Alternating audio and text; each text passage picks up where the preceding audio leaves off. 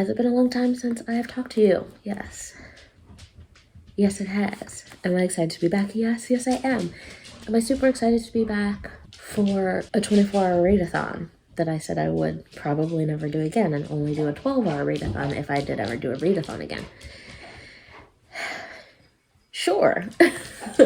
I do love these videos though. I love to watch them. I also love to challenge myself and see how much I can read in a certain amount of time, and I just love a weekend spent reading, so it's a good mix of things. This 24-hour readathon I'm doing a little bit different than the last one that I did, I think over a year ago at this point. And that one I did just a 24-hour reading time frame. I didn't do a timer, it was just 24 straight hours. I slept, I took breaks, timer or time never stopped. In this one though, I'm going to do it a little bit differently. I've seen a couple people do it this way, but I think Emmy Rossum was the first one. What Emmy reads that I saw do it this way, and it's 12 hours and 12 hours split over 2 days. I'm going to hope that I can get 12 hours in today and tomorrow. Today is Saturday. And luckily I had Friday off yesterday, so I got a lot of my chores and things done on Friday, so hopefully I have ample time to read this weekend. And I've got a pretty stacked lineup, which I feel like always helps when I'm super excited to read books. So I've got 3 physical books. Let's start with those. I also have 3 e-arcs.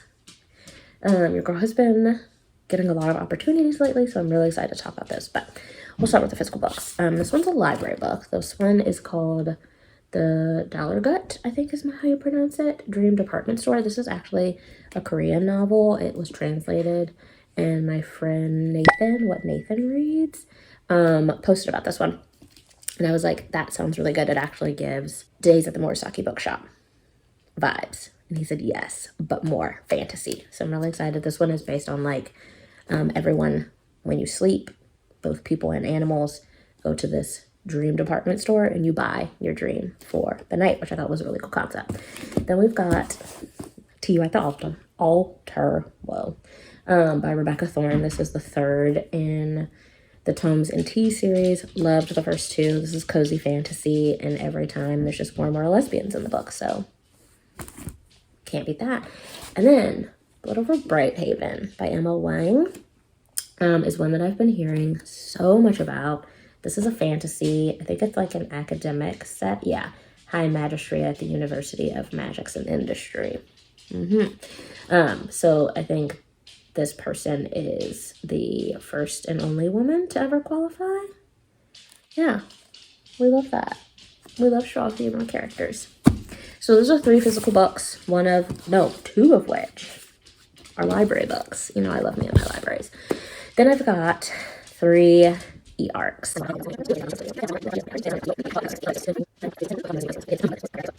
Alas, I'm really excited. So that's the lineup. That is, if you lost count, 6 books in 24 hours is ambitious. But I like to have choices. I like to have my options. So this gives your girl options. So it is Saturday morning, probably close to 6:30 at this point. I am going to get started reading, but I think I'm going to choose between starting with The Dollar Gut Dream Department Store or Blood Over Brighthaven. And I think I'm gonna start with Blood Over Brighthaven because this one's a pretty short little ditty. So I think I want this one to be kind of a little bit of a palate cleanser, maybe, the last few hours tonight. I can knock this one out before bed. So I think I'm gonna start with Blood Over Brighthaven. Also because I've just heard so much about it, and I think it would be a really good audiobook. An intriguing audiobook read as well. And I'm gonna try to get a bunch of my chores and errands done today. So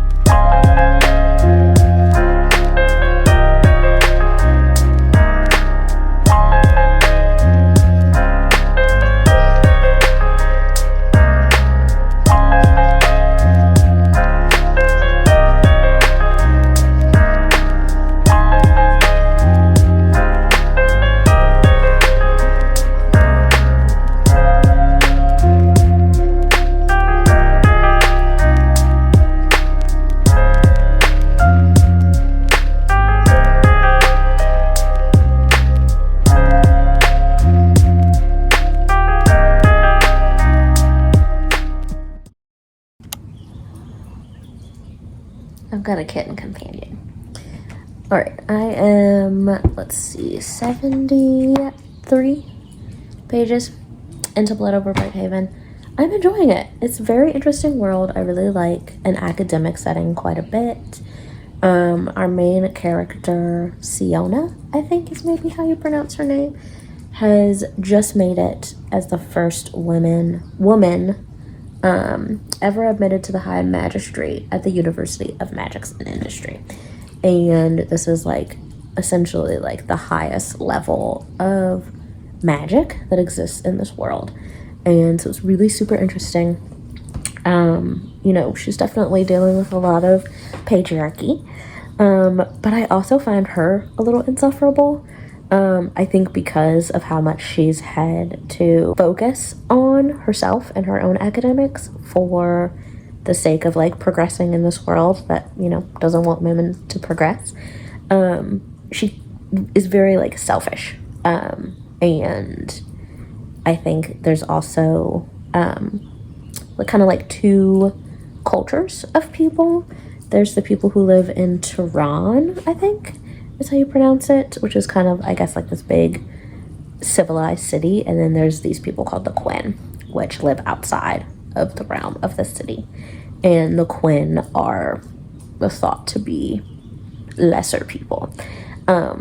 So, you know, she definitely holds a lot of stereotypes and discriminations, as all of the people of Tehran do towards the Quen. And so that's like difficult to read, but I'm hoping that it is part of her character development. And I know that some people like make the comment about like racism and classism as like they hate when it's part of character development, but it's interesting that people say that because like that is part of our society, you know.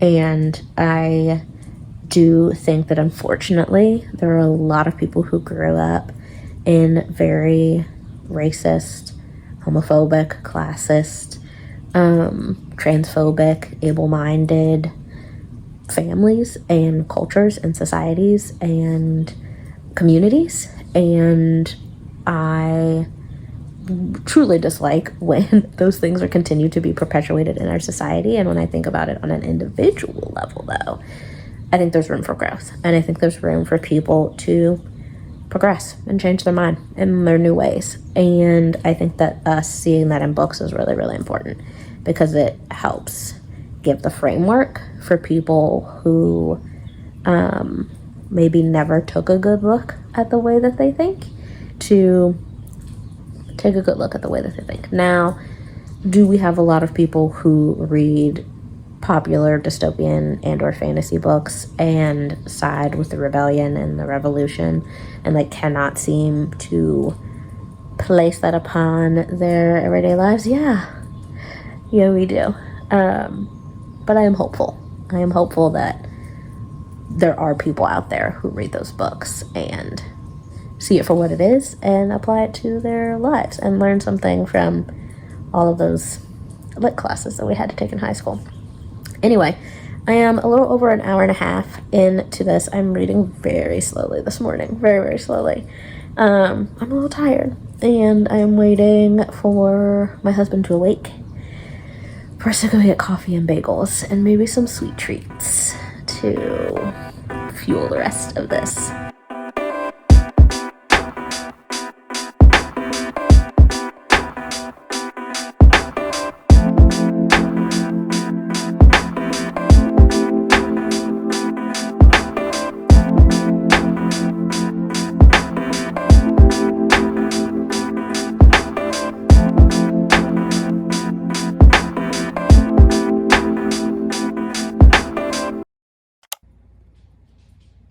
Okay, so there's been a significant change of plans. I unexpectedly got a new puppy today. She's so stinking cute. I cannot get over her. Her name is Maple. We adopted her from a shelter this afternoon and it was like love at first sight, which is also how I adopted my first dog, Shayna. So now we are are a 3-dog, 2-cat household, and I'm so excited. She's adorable. She's my new little reading buddy. So basically, I stopped the timer at like 9:30 to go get some coffee and sweet treats with my husband, and on the way home we stopped at a pet store and saw the adoptions out front for a local shelter, and one thing led to another, and here we are. So it is now almost 4 o'clock. I have not read since then. Too busy adopting said puppy. So I think instead I am just going to finish Blood Over Brighthaven, and this will just be a Blood Over Brighthaven reading vlog. And I will perhaps try my 24-hour readathon another time. But I am really enjoying Blood Over Brighthaven. I am not too much further than the last time we spoke. I listened to the audiobook for a little while. I am just starting chapter 7, which is like 115 pages in. Thoughts still pretty much the same. I am intrigued by Tummel, I think is how you say his name, who is the male main character in this, who is a Quinn. And it's like he knows more than Sayana knows, which is always an interesting, like, plot development for me and like character developer in a story. So this is very intriguing to me. I think I'm gonna try to finish this either tonight or between today and tomorrow. It is a little over 400 pages. So I think that's pretty doable. So I will catch up with you the next time I have a little update. 2 hours later. Update of the night before I maybe read a little bit more and then go to bed, but I'm waiting for the puppy to use the bathroom. And I just both hate and love this main character. It's like she has so much ego. And she even mentions it at one point. She's like, thank God my ego is bigger than my immortal soul. And it's like, you're so unlikable. You're just so unlikable. And I also think it's a very real journey and very timely. And this is kind of like a very timeless book. Like, I can absolutely see this being like the new 1984 Fahrenheit 451 dystopian world book that I think should be taught in schools. But she's just so insufferable in some ways. We'll see how it progresses. But right now she's at like both a point of realization and naivete, and I don't know how I feel about it.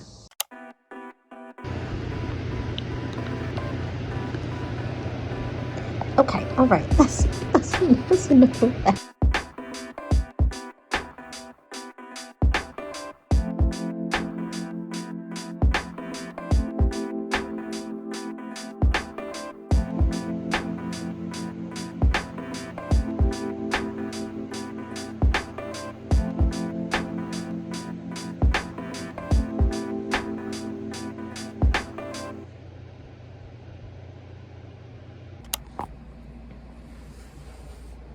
Okay, it's done. Dare I say, maybe loved it? I think I'm gonna go with like 4.5 stars. No, 4.75. And here's why. It is beautifully written. It is so well done. It is so angering. It is so frustrating. And I only think it's because it is such a beautifully tragic representation of our world. And it is imperfect and messy and confusing. And we see all of that in all of the characters. I think it's such a beautiful portrayal and conversation around what is it mean to be right and wrong, what is it to be moral and good, and what is evil and bad, and how do we as individuals make those decisions, how do we as cultures make those decisions, and then how do we as a society make those decisions. what does it mean to be in power. It was really good. This is one of those books that, and I don't have very many of these books that like I think about all the time after I've read them, but I think this is gonna be one of them. Yeah, this is 4.75. I think I said this last night that this would be one of those books that like is really timeless, and I could 100% see it being taught in high schools. And it's really gonna be interesting to hear some of the conversations that I hope this book has sparked and continues to spark as more and more people read it. I also love that this was originally a self-published book that is now trad-published, and I think that that is a hopeful move and step for me in the direction of not only diverse writing, but writing that reflects society and hopefully helps reform it. So that'll bring this video to a wrap. This is not at all how I expected this video to go, but I had a really good time. I got a new puppy out of it. I read a book in a weekend, and I think it's pretty freaking good. I am hoping to do a video a week. I think Sundays is gonna be my next little upload day, so I don't think this is going up on a Sunday. I imagine this is going up on a Monday because it is now Sunday at like after 6 p.m. But I will see you on Sunday for another one. Bye now.